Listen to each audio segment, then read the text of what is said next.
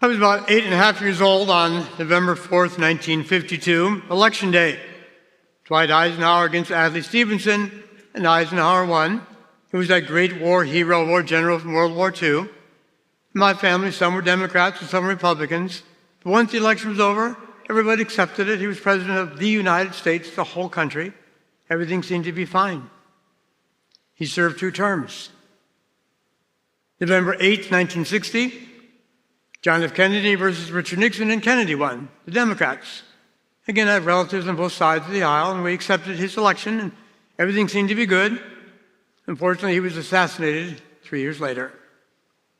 I thought I'd never say this, but those were the good old days, when people seemed to get along and not worry too much about divisions in politics. Not so today. Even in the church, all through my grade school, there was Pius XII, a holy, serious, studious kind of pope, and everyone loved him. When I was a freshman at Gorman High School, John the 23rd was elected pope, much more gregarious and social and outgoing, and started the Second Vatican Council, and people liked him.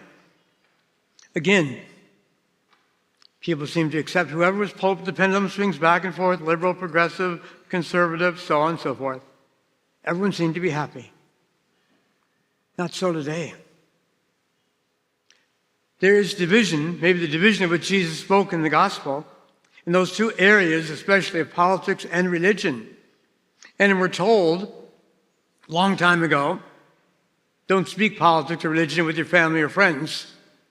I'd say don't speak it with anyone, because you're going to get in trouble. Someone's going to be mad at you for what you say or how you believe.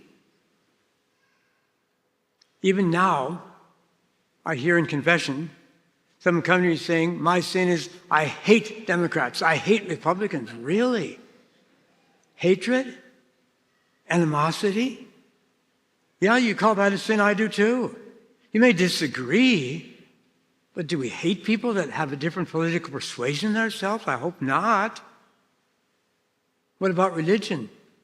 I'm told that in some of our seminaries, there used to be, when Pope Francis was Pope, now he's died, but when Pope Francis was Pope, there were anti-Francis zones in seminaries, courtyards and social halls where you could not mention the name of Francis because they hated him, because they didn't like the way he was leading the church. Really? What is wrong? Now, division has been around us all the time. In the first reading, we heard that Jeremiah was opposed by some of his fellow Jews, and they threw him into a well to die in the mud, and some other Jews rescued him. A Jewish prophet had friends and enemies of his own religion. Division. Jesus the same. Jesus didn't say, I want to cause division, but I'm going to cause division. Because in the Last Supper, in John's Gospel, he says, peace I leave with you, my peace I give to you. The prayer we say just before we have the sign of peace here at church. But he said, because of my message, there will be division. What was his message? Love your enemy. Pay your taxes to Rome. Turn the other cheek. Walk the extra mile. That's not what his Jewish peers wanted to hear. They hated the enemy. They hated Rome. They hated Samaritans. They hated Gentiles. Jesus said, no more. And they didn't like that message. So among his own Jewish people, there were some who were against him, so they went to Pilate and said, have him killed. And Pilate did that. Of course, there were other Jewish people, like his apostles and disciples.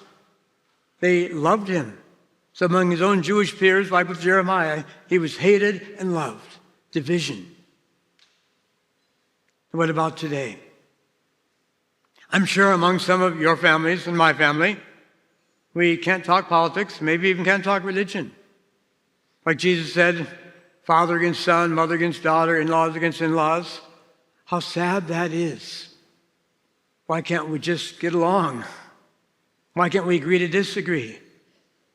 I think most people want the best for our country, however you voted, for whomever you voted. Other people thought a different person might do a good job, so what? So Jesus is the Prince of Peace. He wanted to establish peace, but he said, my message is so radical that it's going to cause division. I'm sure in Jesus' time there were some Jewish families that were divided. Maybe parents against children. Maybe the children decided to follow Jesus and leave their Jewish faith, and the parents wanted to stay strong in their Jewish faith. And How difficult that must have been. So what do we do about it?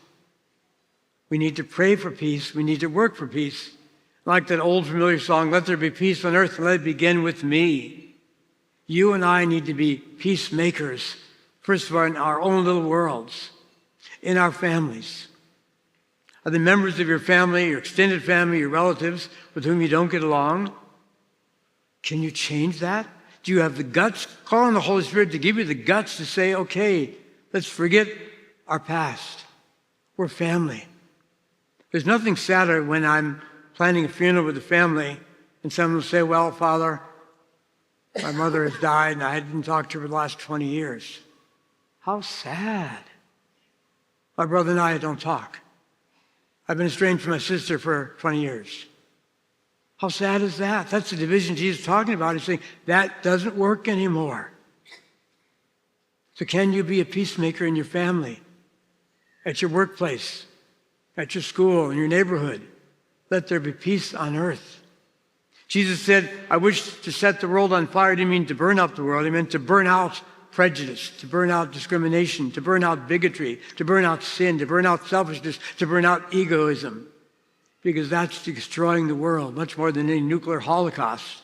Hatred, bigotry, bias is going to destroy our world. So today, let us be women and men who are peacemakers. Let it begin with me. Let it begin with you. Maybe that's a homework assignment this week. As our children go back to school, maybe we need to have a little homework from the church.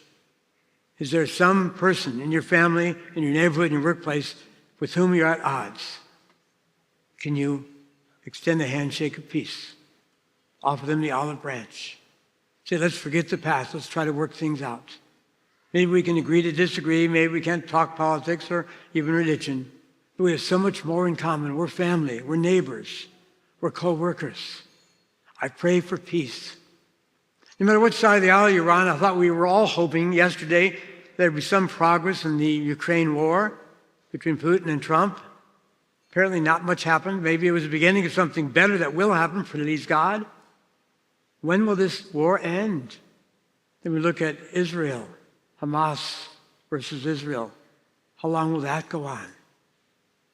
Why don't we have peace? Why can't people find ways to shake hands and sit down? I pray for peace. Let there be peace on earth. Let it begin with me. Let it begin with you.